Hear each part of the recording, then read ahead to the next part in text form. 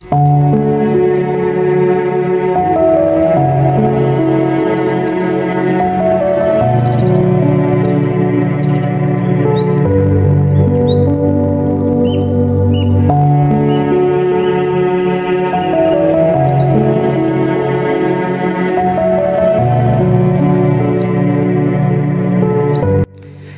সাজাতে কি আসলে অনেক টাকা লাগে? আমি তো মনে করি মেয়েদের যদি একটু বুদ্ধি থাকে তাহলে দেখা যায় ঘরের জিনিস দিয়েই মাঝে মাঝে ঘরটাকে নতুন লুক দিতে পারে। আসসালামু আলাইকুম, আবারও একটা নতুন ভিডিও নিয়ে চলে আসলাম তোমাদের মাঝে। আশা করছি যে যেখান থেকে ভিডিওটা দেখতেছো সবাই সুস্থ এবং ভালো আছো। আর রুমের একটা ফার্নিচার দিয়েই আমি মাঝে মাঝে রুমগুলোকে একটু নতুনভাবে সাজানোর চেষ্টা করি। এই বুক শেলফ দিয়ে কিছুদিন আগে টিভি ক্যাবিনেট বানিয়ে নিয়েছিলাম, তো এখন আবার একভাবে এটা দেখার পর আর ভালো লাগতেছিল না, তাই তো ভাবলাম এখন আবার এই বুক শেলফ দিয়েই একটু ডিভান সোফা বানিয়ে নিই। যেহেতু একটা ডিভান সোফা কিনতে গেলে বেশ অনেকটাই টাকা লাগে, আর ভাবলাম যে অযথা এখন তো আমার কিনে সে টাকাটা ব্যয় করার কোনো মানেই নেই, যেহেতু রুমে এটা আছেই। আর এটাকে আমি এভাবে যদি রেখে আমি নিজের মনের মতো করে সাজিয়ে নিই তাহলে কিন্তু যথেষ্ট ভালো লাগবে, আর আমার কোনো টাকাও খরচ হবে না। আর এখন যদি আমি একটা ডিভান সোফা কিনতে যাই তাহলে মিনিমাম কিন্তু আমার 18 থেকে 20,000 টাকা লাগতো। আর এইভাবে আমি বানিয়ে নিতেছি, আমার বর্তমান কিন্তু 1 টাকাও খরচ হয় নাই, কারণ আমি যে বেড কাভারটা ব্যবহার করতেছি সেটাও কিন্তু আমার রুমে ছিল, সেটাই আসলে আমি বিছিয়ে নিতেছি। আর রুমে কিছু কুশন ছিল, সেই কুশনগুলো দিয়েই ডিভানটা সাজিয়ে নেব। ডিভানও বলতে পারো, ছোট বেডও বলতে পারো, যে যেটা বলো সেটাই চলবে, এটাকে আমি মনে করি। কারণ একজন মানুষ কিন্তু এটাতে আরামে শুয়ে থাকতে পারবে। দেখা যায় বাসায় যদি হঠাৎ করে একটু বেশি মেহমান আসে তাহলে কিন্তু আরামে একজন এটার মধ্যে থাকতে পারবে, তার কোনো সমস্যাই হবে না।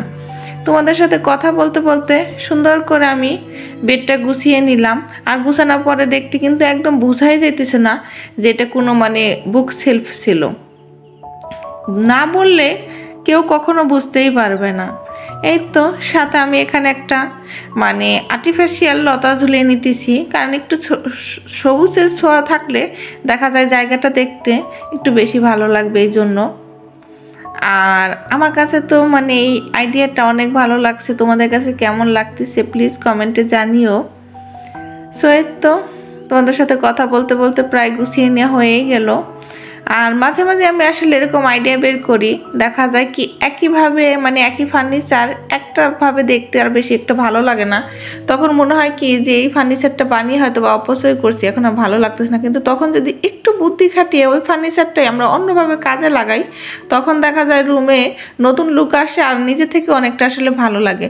আর রুম কিন্তু একইভাবে দেখতে 12 মাস কিন্তু ভালো লাগে না, এই জন্য মাঝে মাঝে আমি চেষ্টা করি একই ফার্নিচার এদিক থেকে ওই দিক দিয়ে একটু নতুন লুক দেওয়ার জন্য। এইভাবেই দেখা যায় কি আমি রুমের ফার্নিচার দিয়েই রুমকে নতুনভাবে কিছুদিন পর পরেই সাজিয়ে নেই। আমার বাসায় যে কাজ করে যে খালাটা, সে খালাটা বলে আপনি তো প্রতিদিনই আমি যখন কাজ করতে আসি দেখি একটা না একটা নতুন কিছু বের করেন আইডিয়া। সো এই তো তোমাদের সাথে কথা বলতে বলতে আমার প্রায় একদম পরিপূর্ণভাবে গুছিয়ে নেওয়া হয়ে গেল। আর তোমরাই প্লিজ কমেন্টে জানিও যে আমার আইডিয়াটা কেমন, আর এইভাবে আসলে ডিভান হিসেবে ব্যবহার করলে কেমন লাগবে। সো আমার কাছে তো অনেক ভালো লাগতেছিল। আর আমি গুছানোর পরেই তোমাদের ভাইয়া দেখি অফিস থেকে চলে আসছে, তাকেও জিজ্ঞেস করলাম দেখো এটা তো তোমার বুক শেলফ ছিল, তো সেটাকে আমি আসলে এখন আপাতত এইভাবে ব্যবহার করতেছি, তো কেমন লাগতেছে বলো। সেও বলতেছে ভালোই লাগতেছে, খারাপ লাগতেছে না, মোটামুটি ভালোই।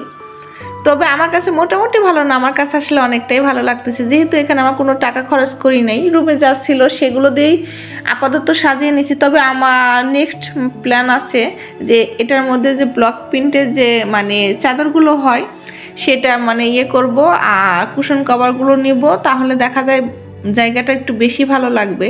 আর বিশেষ করে পর্দাগুলো আমি ম্যাচিং করব কিছুদিন পরেই।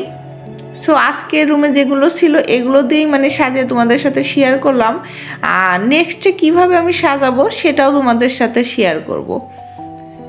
সো আপাতত আজকে এই পর্যন্তই, কারণ যেহেতু এখানে আমি চাই নাই কোনো টাকা খরচ করতে, কারণ আমার কাছে মনে হয়েছে যে এখানে যদি আমি টাকা খরচ করি সেটা পুরোপুরি অপচয় হবে। কারণ দেখা যায় এভাবে আমি আসলে রুমে কতদিন রাখবো তার কোনো গ্যারান্টি নেই, কারণ আমার মাঝে মাঝে আসলে জিনিস চেঞ্জ করতে ভালো লাগে। আর এই জন্য আমি কখনোই একটা জিনিসের প্রতি খুব একটা মানে টাকা খরচ করি না, কারণ একটা ফার্নিচার যতই দামি হোক না কেন কিন্তু কিছুদিন দেখার পরে আর কিন্তু ভালো লাগে না। মনে হয় এটা যদি এখন চেঞ্জ করে আবার নতুন ফার্নিচার নিতে পারতাম তাহলে হয়তো বা অনেক ভালো লাগতো।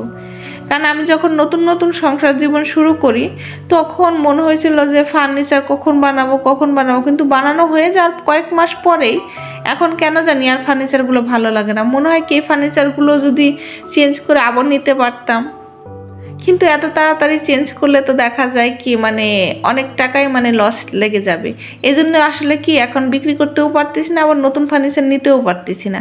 তাই তো আমি এখন আর আপাতত নতুন করে কোনো ফার্নিচার করি না, রুমে যা থাকে সেগুলো দিয়েই মাঝে মাঝে নতুন লুক দেওয়ার চেষ্টা করি আইডিয়া বের করে। সো এতক্ষণ আমার সাথে থাকার জন্য সবাইকে অনেক অনেক অনেক ধন্যবাদ। আর আমার ভিডিওটি যদি ভালো লেগে থাকে আমার চ্যানেলটিকে সাবস্ক্রাইব করে আমার চ্যানেলের পাশে থেকে যেতে পারো। আর যারা আমার চ্যানেলটিকে সাবস্ক্রাইব করে আমার পাশে থেকে গেছো তাদেরকে আবারও ধন্যবাদ। আল্লাহ হাফেজ।